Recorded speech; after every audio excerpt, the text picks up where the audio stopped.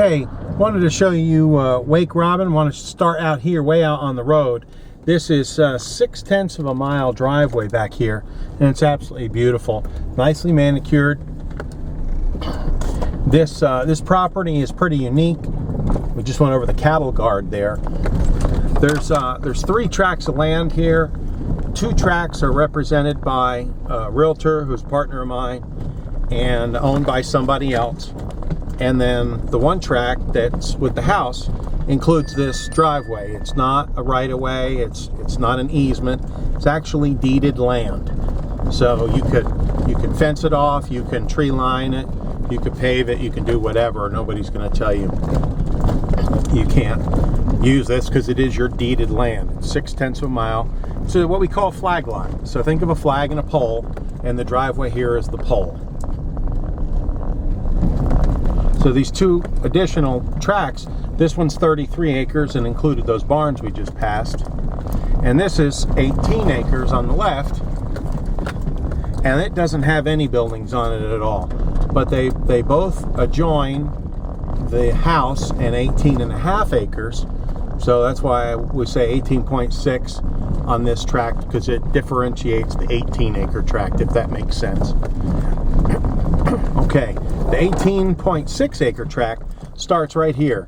In fact, you can see there's a little piece of ribbon there. If you can see it in person better, the cows eat the pink ribbon. So, and then if you went straight across back to that fence line, you can see this is not mowed and this is. So that differentiates tract 3 and tract 2. Tract 2 is the one with the house on it. That's one we're going to talk about today. This is called Wake Robin Farms, and the lady who has had this since the mid-60s, back when I was born, she called it Wake Robin, and I like it, and I like to honor her and the people who love this property for so long, so that's why we keep it as Wake Robin. Okay, I just got out of the car here, and you can see it so much better in person, but there's a fence row up here, and you can look at the aerial as well. It goes over the hill and down the hill and back up to those trees. So that tree line there is the property, and down across the creek to, I don't know if you can see that, there's a telephone pole down there somewhere, and then across. So in other words, not the cornfield, but everything up to that cornfield. Okay? And the creek is down there. It's not bush hogged. Looks rougher than a cob, but that's what we got for right now. We're so far behind mowing this year. We did what we can do, but we can't get it all. This is a really special property. If you look at, I can send you more information, but if you look at the website, I've got a bunch of information on there, and then I can send you a lot of bonus material. That's stuff that really is not for the public. If you're interested, you're qualified, send me an email and I will send you more information, some in-depth information about this property. Look at this house. This is a house that you would see, you know, it's like a German construction or Irish construction. It's something you would see in like Bucks County, Pennsylvania a lot. There's a lot of these stone houses. Of course, if it was in Bucks County, Pennsylvania, it wouldn't be on 18.5 acres, it would be on 5 acres, and it would have a 0 on the end as well. You'll see a lot of really high-end homes in some of those towns, even like Frenchtown, New Jersey, and things like that. This is real typical of that kind of construction. This is Kentucky marble, and I wanted to show you, here's the foundation. You can kind of see this ledge here. So this is 3 foot thick here, the stone, and then this stone is 2 foot thick. So you see, I'm just a regular sized guy here, right? And although my wife might tell you I'm considerably overweight, that's just a joke, but not really. Anyway, this, you can just see how big these stones are. So that's about 8 inches. So you got 1, 2, 3, 4, 5. So it's about, what, 8 times 5? 40 inches by 10, 12. So that's just one stone. The biggest stone's actually in the front. Here's another ginormous stone. Anyway, I want you to look at this. This, I don't know exactly how tall this is, but it's got to be close to 30 feet. and it's just straight as an arrow all the way up. When you see it in person, it's quite impressive.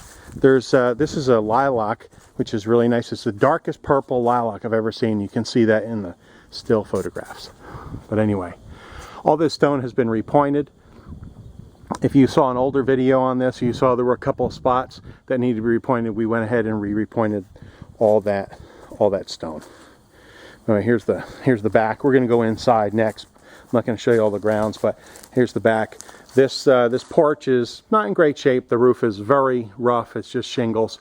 You can throw tin right on top and it's fine. It doesn't leak. But you might want to get an architect. You might like it the way it is just fine, whatever you want to do. But I just figured I'd show you back here.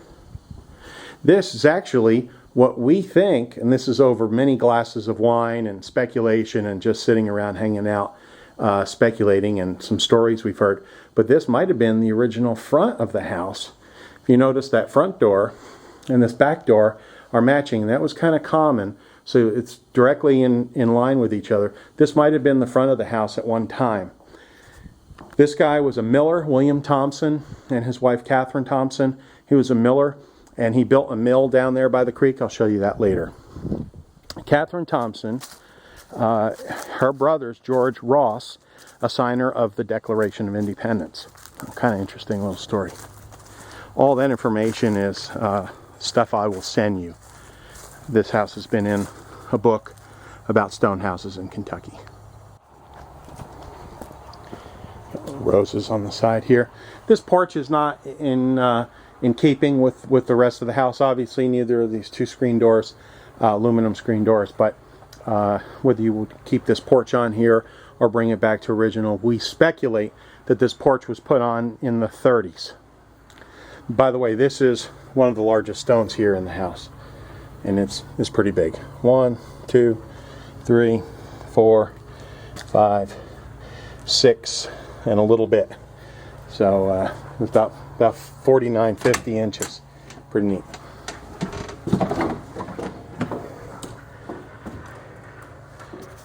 We believe these floors to be chestnut.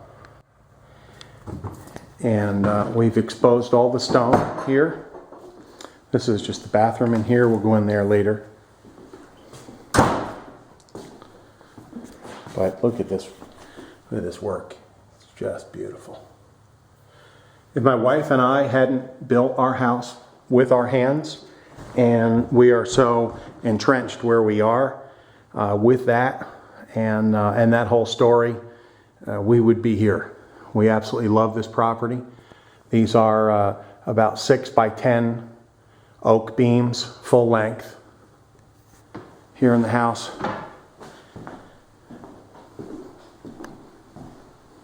And all this stone is now exposed. What we did was they had this sheetrock and old style wallpaper up and furring strips. So what we did was we just pulled that down, threw it on the floor, repointed the stone, which makes dusty mess. It's not that big a deal, but it's dusty. And then just rolled up the carpet and shot it out the door. So we had a custom cut drop cloth, which was very nice. And we did this room in about a week. And we hired it done. It wasn't that expensive. I'll talk to you more about that in person. This plaque here shows the Kentucky Heritage Commission has designated us the Thompson Briscoe Gregory House. So you can look that up. William Thompson after the builder, and then subsequent owners. I'll show you this one bedroom. And this is that wallpaper I was talking to you about. That comes right off, and then you've got beautiful stone. Now on here we have this angled wall, and that's actually the back side of the fireplace that's in the bathroom, and then the foundation for the fireplace above it in its bathroom. But so that is stone, that wall is stone, and this is all stone here as well. Pull the ceiling tile down, you can actually see it looks exactly like the living room. And it's got a closet and this really cool door. I really love this door.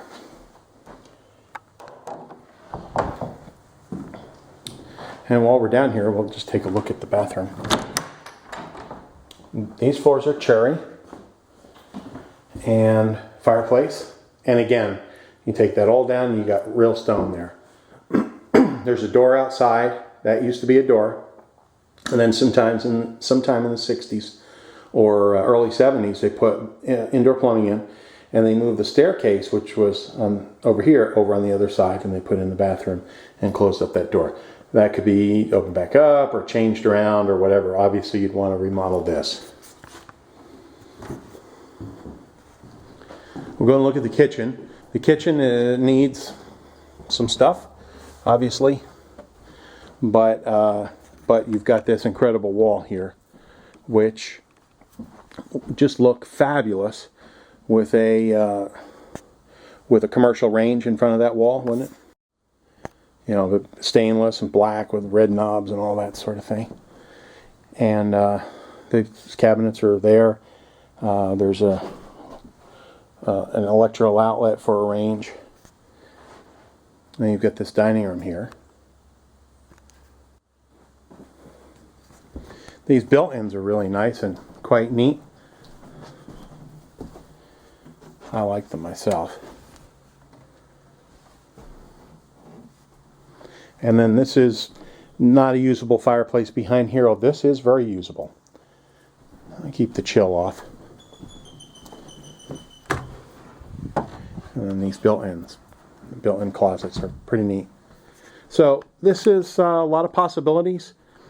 We opened this up, one of these panels up to take a look upstairs, and you can see it's just roof rafters. The insulation's on top of these dreadful ceiling tiles. But you could open this up, insulate on the inside, put new paneling up or whatever, new oak boards. You could open this wall up, you could open that up, whatever. But this is all hardwood under here, and you can see that from underneath. I'll show you later. There's a bourbon room or Cabernet room, whatever you prefer, right under here, and you can see that this is the original summer kitchen. So this was the original summer kitchen. This was actually open, and you'll get that in that additional information pack.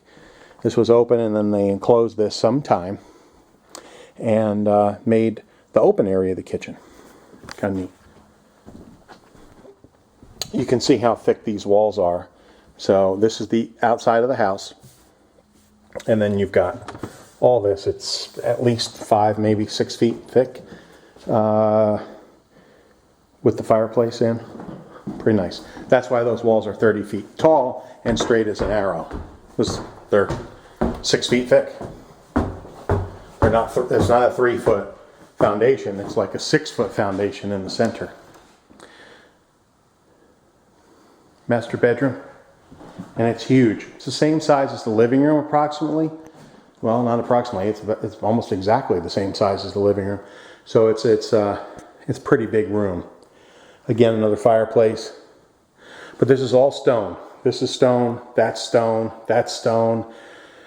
They put that closet in there. Me personally, I'd take that out and then put in armoires or something like that. These are all new tilt windows, double pane tilt windows up here, new. So they're not in keeping with the age of the house, but they're a lot more efficient for sure. And you get the same beams. We opened that up to see what was up there. Again, same construction as downstairs. That goes to the attic. I'll show you that later. This wall here is nothing. It can come out. The good thing about this house is that it's freespan. So there's really no supporting walls. You got to leave the staircase, I would assume, and then everything else can come out. That's stone. Inside that closet's all stone. So you can take that out. And then another bathroom that's obviously been cobbled in with this fireplace. So this could come out. You can move things around, do whatever you want. But it is a full bath up here. Very operational. And we'll go on upstairs.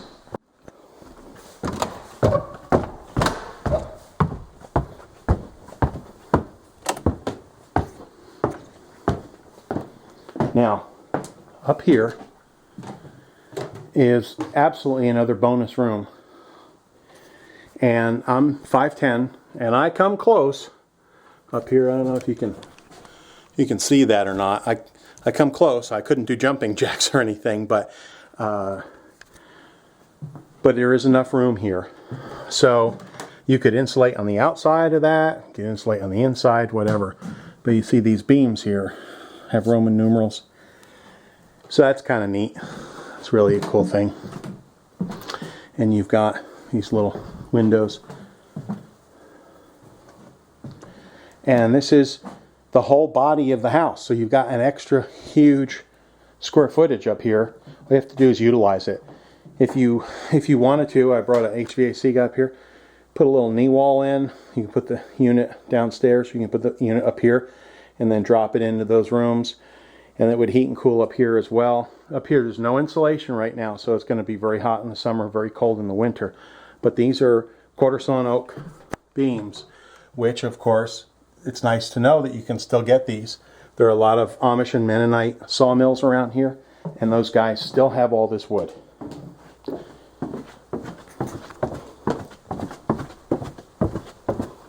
Let's see this stonework. Absolutely beautiful. This is where you would repoint if you wanted to. I would. I think it looks it's a little more polished. It doesn't go anywhere. It only goes in 1/2 inch. But it would look a little more polished. Not every stone needs to be repointed. And repointing is just you put cement in a pastry bag. Obviously oversimplifying it, but and run a wire brush here to clean out any loose particles. Squirt that cement in there, let it dry, push it in, let it dry, strike it down, and you're done. It's really not, it's not hard. Something might be hard on your fingers, but it's not hard to do.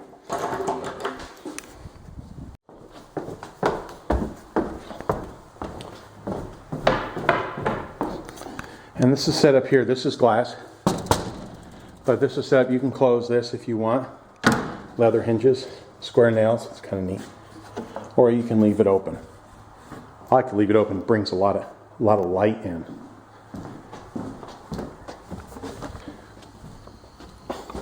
What's a country house without a wooden screen door?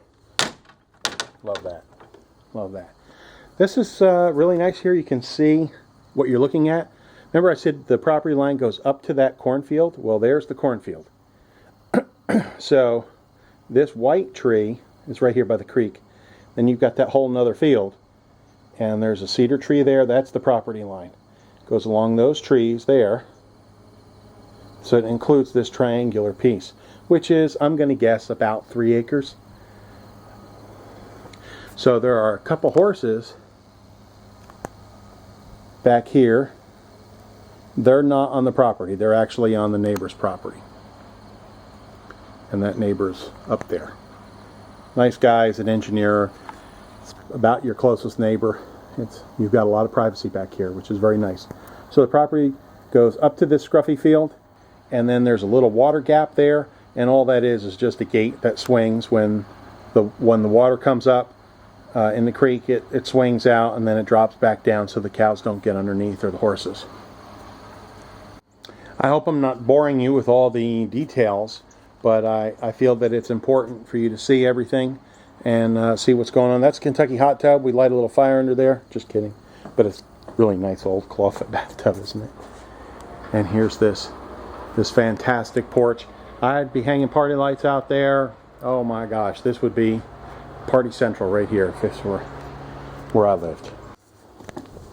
Okay, we'll walk down these steps. And you can see, it just got massive integrity with all this stonework. It's not going to go anywhere. You don't need to stain it. You don't need Thompson's water seal.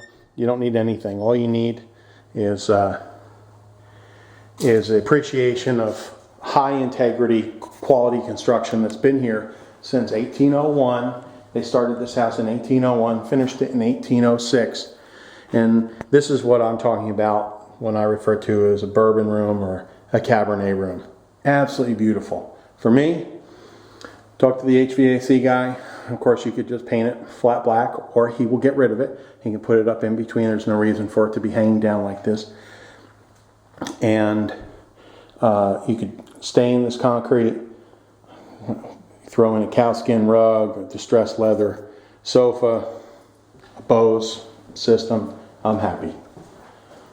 And this was the original summer kitchen from 1801.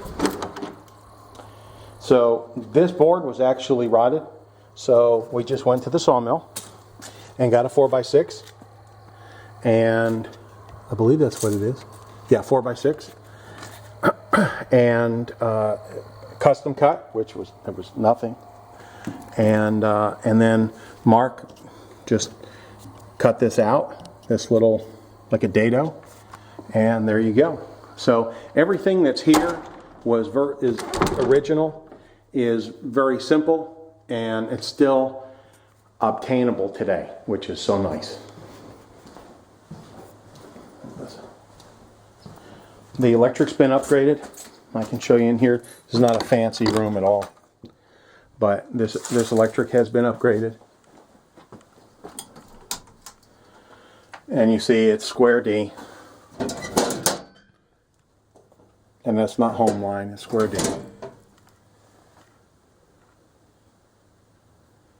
200 amp service. It's underground from the pole over. If you look closely, you can see, oh, you can really see it in the screen here on the camera. And I'm assuming you can see where they've repointed here. Now, of course, it's the basement, so we didn't worry about matching mortar. But you can see what's been repointed. And the guys came out and they did a lot of work. They actually did a whole lot of work. And it was like, I don't know, $1,200. It wasn't much. What you'd think it would have been. It wasn't near as much as what you'd think. Turn this on, Danny.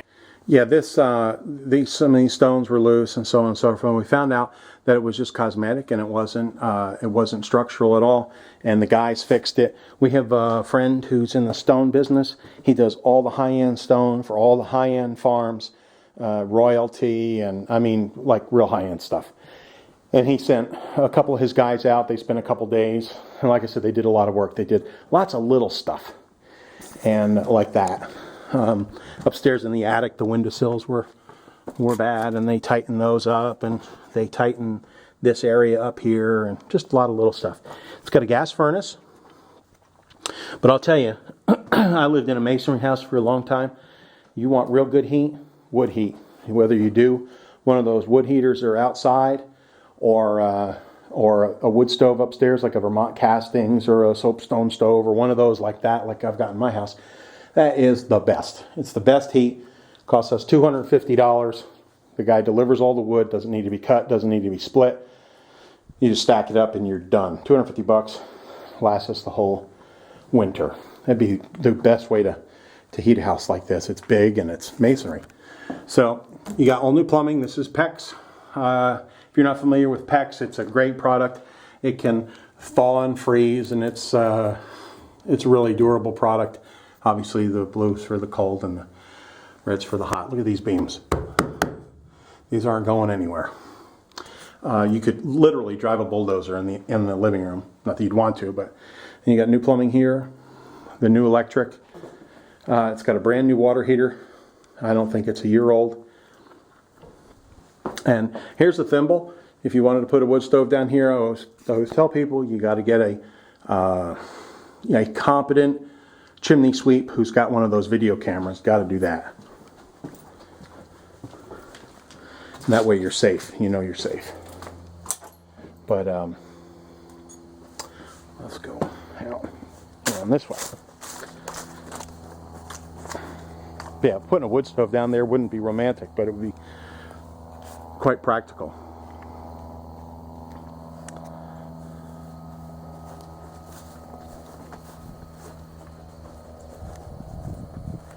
And you can see here how the stonework is. It's just a little wood box there. When you look at this place, you know, when I look at this property, I think of like Ireland and France, you know, where all that stonework is just absolutely stunning. And the integrity, I just love it. You know, this is just aluminum siding. What you can do with that, it's up to you. You could keep it, you could get rid of it, whatever. Over the years, it's working fine right now. But see, all that stone's been repointed up there. had somebody call me not too long ago. They wondered what was in that little red house, and I said, that's a Poughton house. When your wife throws you out, you come on out here and you smoke a cigar and you have a little Kentucky bourbon. And what it is it's just a little tack room, and it's not much. And the roof leaks. It's just got really old tin on it. You could throw new tin on it and be done.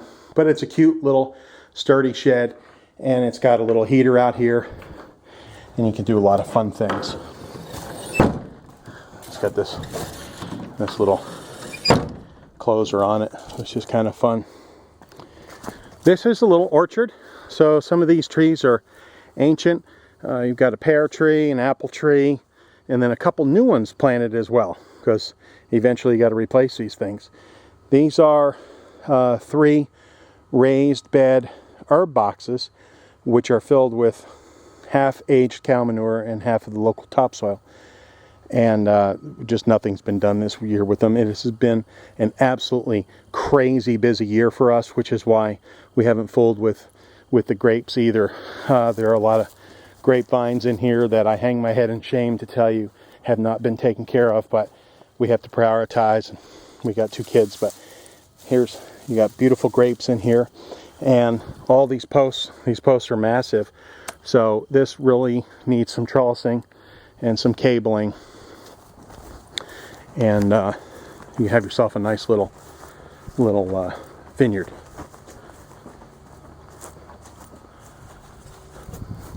There's 1, 2, 3 Chinese chestnut trees here, which they're pretty good size. There's power out to the barn, individual power. It's on its own meter.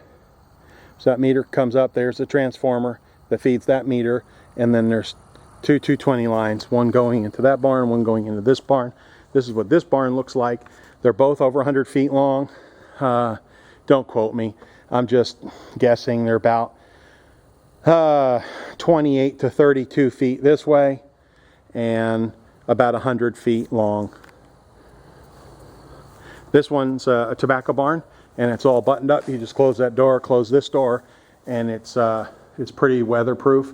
It's got some vents, it's got the skylights, and then these little flapper doors on the outside. You can button those up if you'd like, depending on what you want to put in here.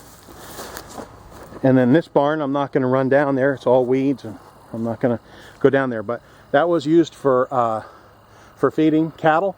So you can pull your tractor in here and offload into there. You can store hay, or you could put some sides on it and have another barn that's just like this guy here. This was a cattle operation years ago. You've got water here, automatic water. There's an automatic waterer there. There's an automatic waterer across the road. And there's city water all over. And of course that creek down there, he's harvesting corn. I don't know if you can hear that or not. That creek down there stays wet. Even in the driest conditions, it stays wet, it pools. So you wouldn't have to necessarily water your animals. Old farmer told me, when fruit is up, nuts are down. When nuts are up, fruit is down. Well, we didn't have a great fruit year this year, and that's evidenced by this walnut tree.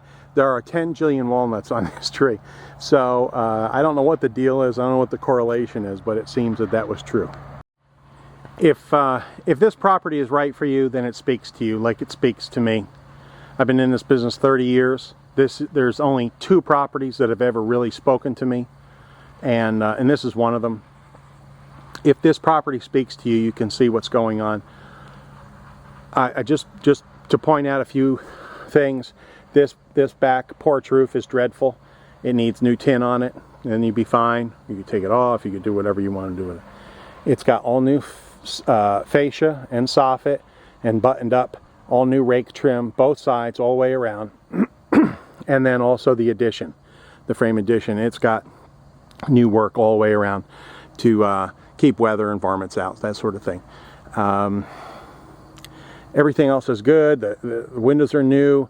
The stone's been repointed. Doesn't have to be done for another 200 years. I don't know. Keep a roof on this house, and the roof is in great shape. Keep a roof on this house, and it'll be here for, I don't know, how many hundreds of years or how many dozens of generations. Think of the ruins in in the European countries, the roof goes and the walls still stay. Just throw a roof on it. Keep the roof on it. This house will be here forever and ever and ever. Generations and generations. That's what appeals to me. Hope that appeals to you. Refer to the website for the plat. Call me anytime, 859-319-5000. My number's at the bottom of the screen. Thanks for watching and touring Wake Robin.